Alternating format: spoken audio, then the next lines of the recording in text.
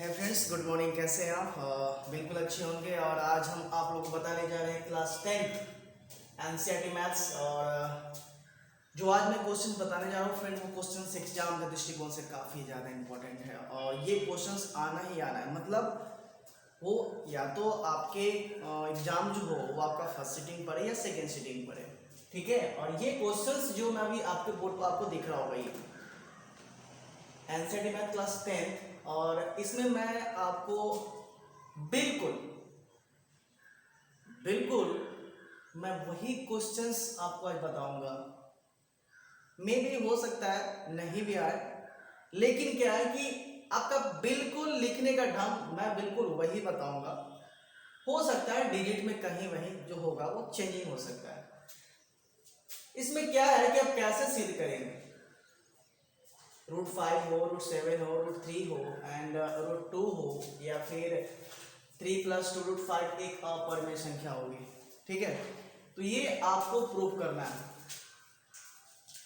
तो प्रूफ करने के लिए आपको कुछ बातों पर ध्यान देना होगा। और इसमें से जो भी क्वेश्चंस आपको बताया जाए उसको आप भाई वीडियो को पॉज करके समझो पहले, क्योंकि अगर समझ लोगे तो जरूरी नहीं कि जो मैं बताऊं वही क्वेश्चंस पूछेगा। ठीक है। हो सकता है डिजिट कहीं वहीं चेंज कर सकता है। हो सकता है कि 7 के जगह 6 कर दे, 4 कर दे, 3 कर, 4 तो करें क्योंकि 4 तो रेशनल नंबर है, हमें प्रूव करना है रेशनल नंबर। ठीक है। अपरिमेय संख्या है तो 5 की जगह पर 3 भी कर सकता है, समझ रहे हो ना। 7/7 √5 6 कुछ भी कर सकता है। तो इस तरह के रह सकता है। ठीक है। तो आप इस क्वेश्चंस को देखो, 1 2 3 4 5 ये क्वेश्चंस जो है मैं बिल्कुल सारे क्वेश्चंस को सॉल्व भी करूंगा और मैं एक एक स्टेप को पूरी तरह से क्लियर करूंगा। ठीक है। आप वीडियो में बने रहें, और वीडियो अच्छी लगती है तो प्लीज लाइक एंड सब्सक्राइब करना बिल्कुल ना भूलें, साथ ही साथ बेल आइकन को प्रेस भी करें। ठीक है। तो चलिए हम लोग शुरू करते हैं आज का ये टॉपिक। ठीक है। तो फर्स्ट ऑफ ऑल आप ये क्वेश्चंस को नोट कर लेंगे। ठीक है। और नोट करने के बाद हमें जो करनी है वो आपको पता होनी चाहिए। मैं कहीं एक जगह इस चीज क्वेश्चंस को नोट कर लूंगा। ठीक है। मुझे जो पहले करनी है वो है √5। ओके। √5, उसका √7, √3 and √2 and at last 3 + 2 √5, right. ठीक है। क्वेश्चंस को देखेंगे। इस क्वेश्चंस में सारे डाउट्स आपके क्लियर होने वाले हैं। ठीक है। तो चलिए मैं क्वेश्चन शुरू करता हूँ। Question number 1। क्वेश्चन जो है हमारे पास फर्स्ट नंबर क्वेश्चन क्या है, √5 ये। ठीक है। तो देखो हमें सिद्ध करना है कि √5 एक इरेशनल नंबर है, एक परिमेय संख्या है। तो हमें क्या करना है, जो मानना जो सिद्ध करना है ना उसके ठीक विपरीत मानेंगे। अगर हमें अपरिमेय संख्या मतलब क्या करनी है, सिद्ध करनी है, तो हम परिमेय संख्या मानेंगे। अगर हमें परिमेय संख्या सिद्ध करनी हो तो अपरिमेय यानी कि रेशनल नंबर आप मानेंगे। ठीक है। तो यहां देखेंगे माना के, ठीक है, माना कि √5 एक परिमेय संख्या में, ये तो दिया हुआ है अपरिमेय, लेकिन हमें क्या मानना है, परिमेय संख्या माननी है। ध्यान से देखेंगे फ्रेंड्स, ये क्वेश्चन एग्जाम के दृष्टिकोण से काफी ज्यादा इंपॉर्टेंट है। ये आना ही आना है, बिल्कुल आना है, जैसे भी हो तैसे करके आएगा ये। माना कि √5 एक परिमेय संख्या है। ठीक है। ध्यान से देखेंगे, √5 हो गया और ये परिमेय संख्या P/Q के रूप में रहता है। ठीक है। वेयर या जहां कर सकते हो आप लिखो Q ≠ 0। यदि अपन Q = 0 कर देते हैं, ठीक है, यदि Q = 0 कर देते हैं तो यहाँ 0 में P से डिवाइड करेंगे तो 0, तो ये तो रेशनल इरेशनल कुछ होगा ही नहीं, क्योंकि एक पूर्णांक संख्या हो जाएगी। इसीलिए आपको P/Q जहां Q ≠ 0 करनी है। ओके। 0 करनी है तो क्या करेंगे, ध्यान से देखेंगे। पुनः इस लाइन को आप लिखें, ध्यान से देखेंगे, एक एक स्टेप देखेंगे। √5 बराबर है P/Q है। ठीक है। यहां पर यहाँ लिखेंगे स्क्वायरिंग बोथ साइड, या यूं आप कहो कि दोनों तरफ वर्ग करने पर। ठीक है। दोनों तरफ वर्ग करेंगे तो ध्यान से देखेंगे अब यहाँ √5 का स्क्वायर हो जाएगा, राइट।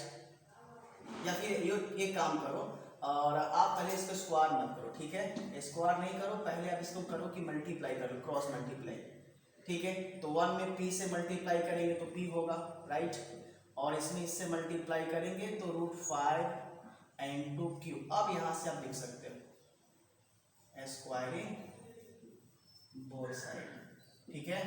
दोनों तरफ क्या करेंगे, वर्ग कर लेंगे, तो वर्ग करेंगे तो ये p स्क्वायर होगा, यू जो होगा √5 इंटू क्यू, इसका होल स्क्वायर होगा, ठीक है। तो p स्क्वायर तो होगा, और ये स्क्वायर से रूट क्या हो जाएगा, कट जाएगा, और ये क्या हो जाएगा, क्यू स्क्वायर हो जाएगा। समझ में आया? यहाँ तक आपका लैंग्वेज, आपकी जो भी मानसिकताएं थी कि हाँ सर यहाँ तक मेरा कंसेप्ट क्लियर है, तो हम लोग आगे बढ़ेंगे, ठीक है। आई होप ये बिल्कुल आपको ये लाइन पूरी तरह से समझ में आ गई होगी कि यहाँ तक मैंने ये कैसे किया। यहाँ पर दोनों तरफ मैंने वर्ग किया, स्क्वायर इधर भी करेंगे इधर भी करेंगे, तो स्क्वायर से क्या हो जाएगा, कट जाएगा, क्योंकि इस पर स्क्वायर नहीं, इसलिए इस पर इसका डबल हो जाएगा, ठीक है। तो हमारे पास क्या है, पी स्क्वायर बराबर क्या है, 5 इंटू क्यू स्क्वायर। अब जरा ध्यान से देखेंगे, अपन इसको क्या मानेंगे, इक्वेशन फर्स्ट मानेंगे, ठीक है। इक्वेशन क्या माने हम लोग, फर्स्ट माने। अब क्या करना है, जरा ध्यान से देखेंगे, 5 का मल्टीपल क्या है, क्यू स्क्वायर, यानी 5 का जो गुणांक क्यू स्क्वायर है वो किससे डिवाइड हो जाएगा, p से डिवाइड हो जाएगा। समझ में आया? मतलब 5 का जो गुणांक है, यानी क्यू स्क्वायर का गुणांक कितना है, 5 है, 5 है, और जो किससे डिवाइड हो जाएगा, 5 से। मतलब शॉर्ट एक समझ लो, यदि अपन 3 का स्क्वायर करते हैं, 3 का स्क्वायर कितना हो जाएगा, 9, तो 9 से 9 डिवाइड हो जाएगा, 9 से 3 टाइम में डिवाइड होगा, तो 3 से भी 3 डिवाइड हो जाएगा। जैसे 3 का स्क्वायर 9 हुआ, तो 9 भी डिवाइड हो सकता है, तो 3 से भी 3 डिवाइड हो सकता है ना। बिल्कुल उसी तरह से यदि 5 का मल्टीपल क्यू स्क्वायर है, तो क्यू स्क्वायर का जो भी मल्टीपल होगा वो किससे डिवाइड हो जाएगा, पी स्क्वायर से डिवाइड हो जाएगा। तो लिखना क्या होगा, आपको मालूम होना चाहिए, लिखना होगा आपको कि चूंकि पी स्क्वायर किससे विभाज्य होगा, पी स्क्वायर 5 से विभाज्य होगा, इसलिए क्यू स्क्वायर भी तो विभाज्य होगा ना। जब क्यू स्क्वायर का मल्टीपल 5 है, जो कि पी स्क्वायर से विभाज्य मतलब भाग लग जाएगा, तो क्यू भी तो 5 से भाग लग जाएगा ना।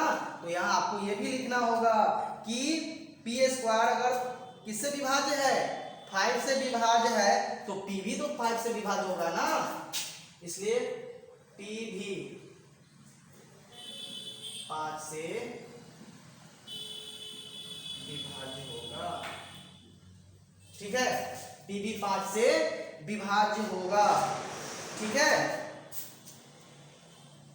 आगे बात करते हैं, ठीक है। तो हमें यहां तक समझ में आया, ठीक है। आगे चलते हैं, देखेंगे नाउ।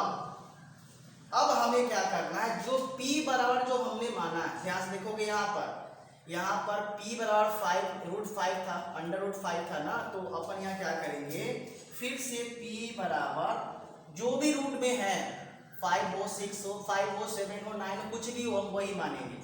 जो है 5 है तो 5 ही दे दिया, और p बराबर क्या कर लेंगे, 5 बार कर लेंगे, ठीक है। p बराबर क्या करेंगे, 5 बार करेंगे, और बिल्कुल सेम प्रोसेस चलेंगे, वैसे ही इसका भी स्क्वायरिंग बोथ साइड करेंगे, ठीक है। बोथ साइड करने के बाद क्या होगा, बिल्कुल सेम प्रोसेस, आप उसी लाइन से ही चलेंगे। कैसे चलना है आपको जरा ध्यान से आप देखेंगे, अगर ध्यान से देखेंगे कि हमारे पास p बराबर √5 है। देखो ध्यान से बच्चे कि यहाँ अगर 5 रहेगा, यहाँ जो भी रहे, यानी कोई भी रेशनल नंबर आपका रहे, 7 है 9 है 11 13 15 वगैरह कुछ भी रहेगा, वही चीज हम यहाँ पर मानेंगे। तो अपन p बराबर क्या माना, 5 बार माना, और यहाँ क्या कर लेंगे, स्क्वायरिंग बोथ साइड। लैंग्वेज आपका वही होगा, सिर्फ डिजिट आपका चेंज हो जाएगा, ठीक है। तो ध्यान से देखेंगे, p का होल स्क्वायर और 5 इंटू आर का क्या हो जाएगा, होल स्क्वायर, ठीक है। p का होल स्क्वायर हो जाएगा, और बराबर क्या होगा, 5 इंटू आर का होल स्क्वायर, तो क्या होगा यहाँ पर p का स्क्वायर, तो p स्क्वायर होगा, और 5 r का स्क्वायर हो जाएगा, तो कितना हो जाएगा 25 इंटू आर स्क्वायर। ठीक है, अब यहाँ पर आप देखिए ये चीजें आप कहीं लिख लेंगे कि कौन कौन सी चीजें हमको सिद्ध करनी है, यही बगल में किधर कर लेंगे। अब देखेंगे ध्यान से, तो आप देखेंगे कि हमारे पास पी स्क्वायर बराबर कितना है 25 आर स्क्वायर है। यहाँ फिर से आप लिख लेंगे कि हेयर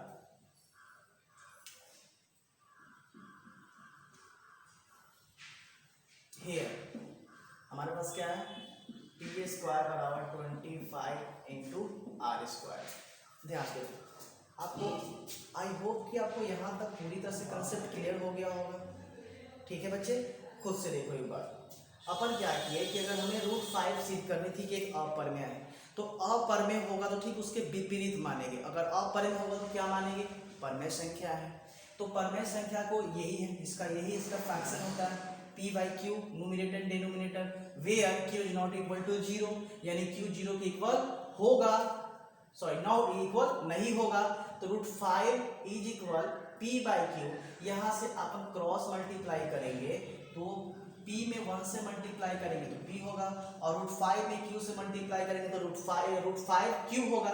अब क्या करेंगे यहाँ पर स्क्वायरिंग बोथ साइड, दोनों तरफ वर्ग करेंगे, वर्ग मीन्स दोनों तरफ स्क्वायर करेंगे, तो इधर भी इसका स्क्वायर होगा, इसका भी स्क्वायर होगा, तो p का स्क्वायर p हो जाएगा, और अंडर रूट से कट जाएगा तो ये 5 से 5 हो जाएगा, और q को 2 बार मल्टीप्लाई करेंगे q स्क्वायर। इसको अपन क्या किए इक्वेशन फर्स्ट मान लिए। अब क्या था दूसरा, यहाँ p स्क्वायर, देखो ध्यान से मैंने आपको क्या समझाया था कि q स्क्वायर का मल्टीपल 5 है, यानी q स्क्वायर का गुणांक अगर 5 है जो किससे विभाज्य हो जाएगा p स्क्वायर से विभाज्य हो जाएगा, तो p से भी तो विभाज्य होगा ना भाई, ये भी तो इससे विभाज्य हो जाएगा। तो यहाँ मैंने लिखा कि p स्क्वायर 5 से विभाज्य होगा, इसलिए p भी 5 से विभाज्य होगा।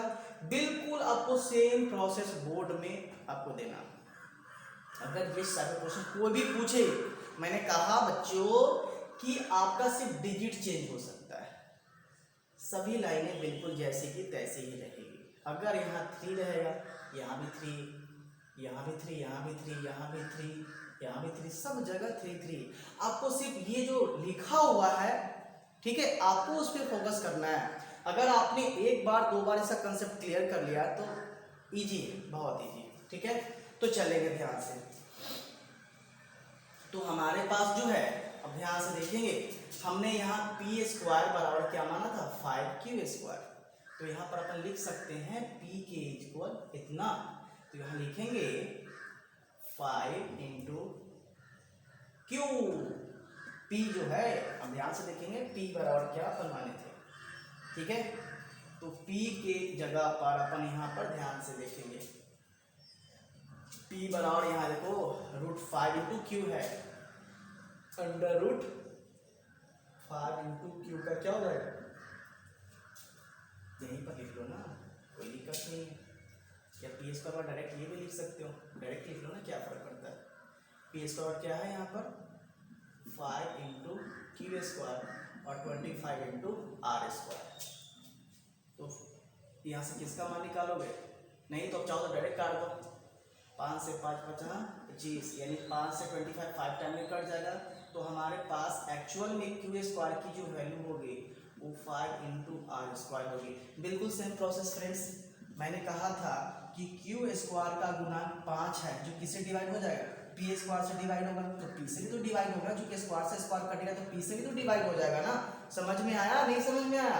जैसे मेरा कहने का मतलब है कि क्यू स्क्वायर का गुणांक 5 है, जो किससे डिवाइड हो जाएगा पी स्क्वायर से डिवाइड होगा, तो यदि अपन यहाँ स्क्वायर है बराबर बराबर है तो स्क्वायर से स्क्वायर कट जाएगा, तो पी से भी तो डिवाइड हो जाएगा ना। बिल्कुल सेम उसी करना है हमें, यहाँ पर लिखना है कि चूंकि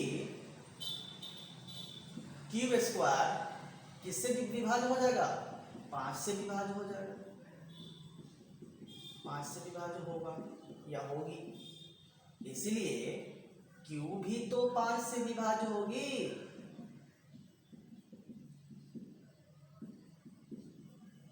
अब देखना है हमें कंडीशन क्या है कि अगर हमें परमेय संख्या सिद्ध करनी है तो दोनों इक्वल नहीं आना चाहिए।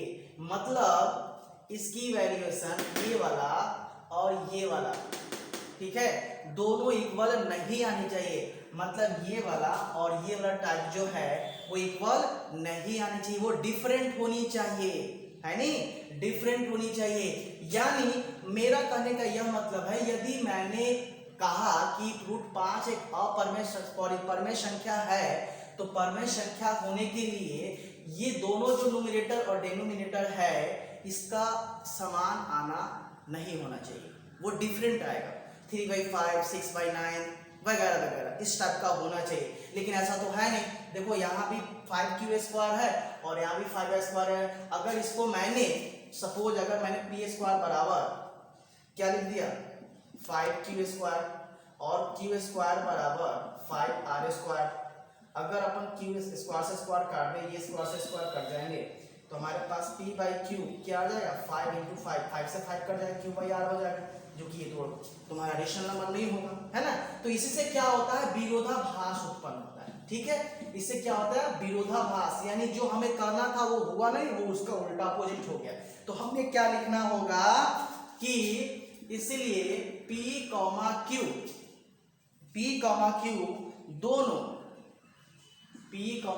दोनों 5 से विभाज्य होंगे, 5 से विभाज्य होंगे, जो कि हमारे अवधारणा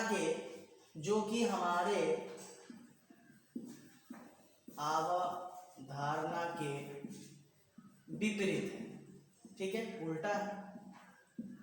इसलिए √5 एक √5 एक कौन संख्या होगा,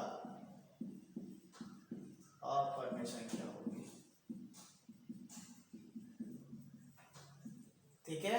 ये आपका प्रूफ हुआ, ठीक है।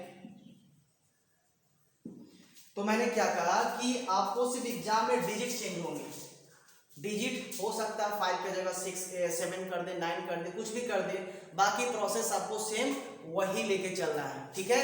तो ये वीडियो को आपको अच्छी लगी हो तो प्लीज वीडियो को सब्सक्राइब और लाइक करना बिल्कुल ना भूलें, ओके।